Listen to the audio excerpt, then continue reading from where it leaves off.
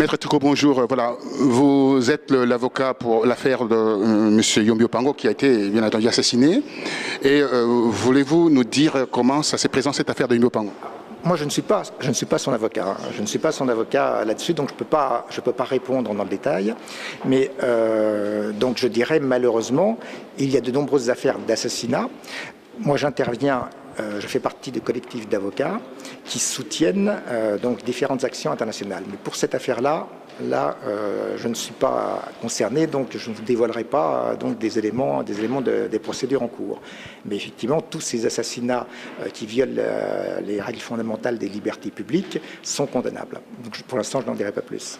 Ok, concernant cette affaire entre les deux pays, la RDC et le Congo-Brazzaville, les deux présidents veulent également aussi modifier, ils ont les velléités de modifier leur constitution. Quelle est la lumière portez-vous par rapport à cette attitude qui rentre dans le cadre d'une grande dictature? Là, heureusement, je dirais, que ce soit en ce qui concerne le Congo-Brazzaville ou la République démocratique du Congo, différents représentants de la communauté internationale sont intervenus pour dire qu'il est très dangereux de vouloir modifier une constitution pour avoir des chefs d'État qui se représentent quasiment à vie. Donc c'est valable à la fois pour la République du Congo-Brazzaville et c'est valable pour la République démocratique du Congo, sachant en plus que ce sont deux pays dont les populations ont énormément souffert par des situations de guerre civile, et qui sont dans une situation où la stabilité n'est pas encore totale. Donc il est important que l'état de droit soit pleinement rétabli dans ces deux pays où malheureusement il existe encore d'importantes violations des libertés publiques, des libertés individuelles, des droits humains. Donc j'approuve notamment la déclaration qui a été faite récemment par M. John Kerry, le secrétaire d'État américain, qui a mis en garde en République démocratique du Congo M. Joseph Kabila quant au fait qu'il serait dangereux qu'il viole lui aussi vouloir violer la Constitution pour se représenter. Alors, que pensez-vous de la paupérisation de la population par rapport à tout ce qui se passe dans les deux capitales? Alors, effectivement, il est extrêmement choquant. Et vous avez raison de souligner cette population. Moi, quand je me déplace dans les deux capitales, je vois les enfants des rues, je vois la misère. Et c'est extrêmement choquant quand on sait que les deux pays, donc la République du Congo-Brazzaville, elle a des ressources pétrolières notamment importantes. La République démocratique du Congo a quelques ressources pétrolières, mais elle a surtout des ressources minières fabuleuses, qu'il s'agisse du coltan, de l'uranium, etc.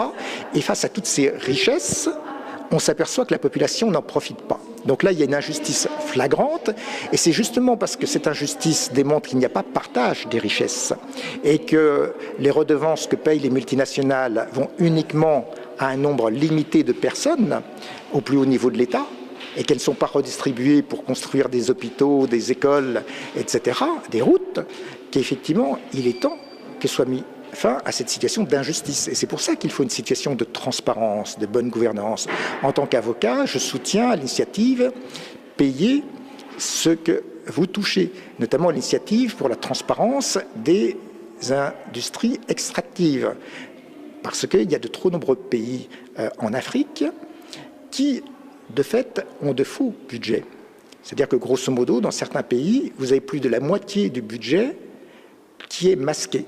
C'est-à-dire que c'est l'entourage de la famille présidentielle qui perçoit les redevances pétrolières et minières, et ça n'est pas redistribué au profit du budget de l'État. Donc s'il n'y a pas cette transparence, la population ne pourra pas bénéficier de ces revenus, de ce partage des richesses. Et pourtant, ce sont les travailleurs congolais des deux côtés des fleuves Congo qui contribuent à extraire le pétrole, qui contribuent à extraire les richesses minières, et ils n'en profitent pas. Donc cette situation d'injustice, il faudra bien à un moment donné y mettre fin. J'ai suivi avant-hier le président Sassou Nguesso disait Mordicus, qui est celui qui se mettrait devant lui pour créer des désordres, des manifestations contre une éventuelle modification de la Constitution se trouverait en face de lui. Que pensez-vous de ces discours? Intimidation ou pas? Alors là, effectivement, il est regrettable qu'un chef d'État en arrive là. Donc,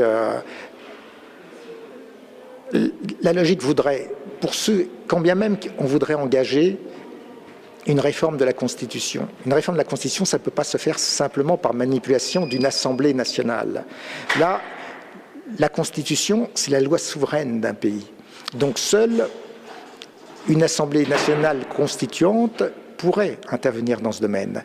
Et avant d'arriver dans ce domaine, la moindre des choses serait d'organiser un référendum populaire pour déjà savoir si la majorité de la population congolaise souhaite une réforme de la Constitution. Et si on doit ensuite convoquer une Assemblée nationale constituante spécifique. Mais tant qu'il n'y a pas de référendum à ce sujet, en aucun cas, on ne peut prétendre vouloir changer la Constitution. Mais qui dit référendum dit capacité à organiser des élections libres et transparentes. Donc à avoir un véritable recensement électoral, à accepter des observateurs internationaux indépendants, ce qui n'est toujours pas le cas. Donc le peuple congolais, des deux côtés du fleuve Congo, a suffisamment souffert, il a le droit à ce qu'on ne lui vole pas ses élections, à ne vole pas sa liberté de voter. Donc pour moi, vouloir parler de réforme constitutionnelle, c'est d'abord dire on accepte un référendum, on accepte la transparence, on accepte les observateurs internationaux. Malheureusement, ni pour M. Sassou Nguesso, ni pour M. Kabila, ce n'est pas la voie qui est prise. C'est bien regrettable. Je terminerai ma avant-dernière question sur vos confrères qui sont en RDC. Ils initient un procès contre le général Ndege par rapport aux crimes commis pour l'affaire de Beach, de refouler, d'expulser. Oui, alors, ils veulent traduire M. Ndege à la Cour pénale internationale. Est-ce que cette démarche va aboutir? Comment voyez-vous juridiquement cette affaire? Alors, je dirais, déjà moi, comme vous le savez, je ne suis pas un grand partisan de la Cour pénale internationale, parce que la Cour pénale dite internationale, parce qu'elle n'est pas vraiment internationale, la plupart des grands pays, y compris les États-Unis d'Amérique, le Brésil, l'Inde, etc., n'ont pas ratifié le statut de Rome, fondateur de la Cour pénale internationale. Donc pour moi, la Cour pénale dite internationale n'a pas de véritable légitimité. Donc moi, je suis favorable au développement de cours pénales continentales. Donc il faut une Cour pénale africaine, une Cour pénale européenne, une Cour pénale américaine, une Cour pénale asiatique, mais pas l'actuelle qui fonctionne de façon très critiquable, sans garantie, et qui, et je dois vous le dire parce que comme vous le savez, je suis un des avocats en France du Conseil représentatif des associations noires de France, le CRAN, et nous avions soumis à Addis Abeba non, avec monsieur Louis-Georges Tin, qui est le président. Mais l'ancien fondateur de CRAN, c'était Patrick Lozès. Mais depuis 2 ans, le nouveau président, c'est monsieur Louis-Georges Tin, qui, avec grand dynamisme, mène de nombreuses actions. Et notamment, nous avons organisé une délégation du CRAN l'année dernière pour le 50e anniversaire de l'Union africaine à Addis Abeba. Nous avons proposé une motion qui a été reprise, qui dénonce le fonctionnement discriminatoire et raciste de la Cour pénale dite internationale, qui d'ailleurs n'attaque que des chefs d'État africains. On n'a jamais vu la Cour pénale dite internationale attaquer M. George Bush pour ce qu'il a fait en Irak ou M. Nicolas Sarkozy pour ce qu'il a fait en Libye.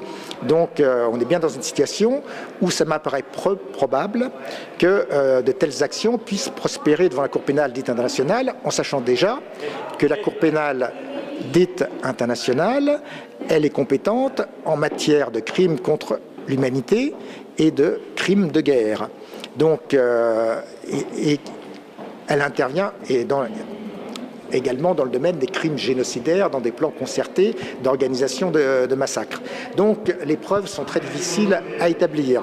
Mais pour moi, il faudrait une procédure dans le cadre d'une cour pénale continentale africaine. Et là, effectivement, les violences qui ont été perpétrées contre les populations de la République démocratique du Congo à Brazzaville ces dernières semaines sont injustifiables. Et c'est normal de pouvoir engager des actions en justice. Par contre, je ne suis pas sûr qu'elles prospèrent devant la Cour pénale dite internationale. Je terminerai par ceci en disant que les 2 capitales les plus proches du monde sont des connivences par rapport à tout ce qui se passe, la paupérisation de la population, la confiscation du pouvoir. Quelle est la lumière portez-vous par rapport à la politique Kabila? Est-ce que vous pensez qu'il partirait comme John Kerry est venu, il vient en France pour qu'il soit, si vous voulez, sermonné? Quelle est la lumière portez-vous par rapport à ces balais diplomatiques? Je terminerai avec ça, bien sûr. Je dirais là, on est dans une situation où tous ces chefs d'État qui sont au pouvoir sans reposer sur une adhésion populaire, sans reposer sur des votes librement consentis, ont une crainte. Leur crainte, c'est de perdre l'impunité. C'est pour ça qu'ils tentent tous de négocier des immunités et qu'ils ne veulent pas partir du pouvoir sans avoir obtenu des immunités, parce qu'ils craignent la justice. Ils craignent qu'une fois qu'ils quittent le pouvoir, la justice nationale et internationale intervienne à leur encontre. Et malheureusement, et plus particulièrement en ce qui concerne M. Kabila, il y a de nombreuses victimes qui pourraient se retourner contre lui. Et ça, je pense que c'est pour lui une crainte énorme. Et effectivement, c'est pour ça que vous avez tout ce ballet diplomatique pour essayer de lui faire comprendre qu'il est de son intérêt de ne pas se représenter, mais lui, en contrepartie, va vouloir essayer de négocier une immunité. Merci infiniment, Maître Tricot. Merci à vous. Merci. À bientôt. Au revoir.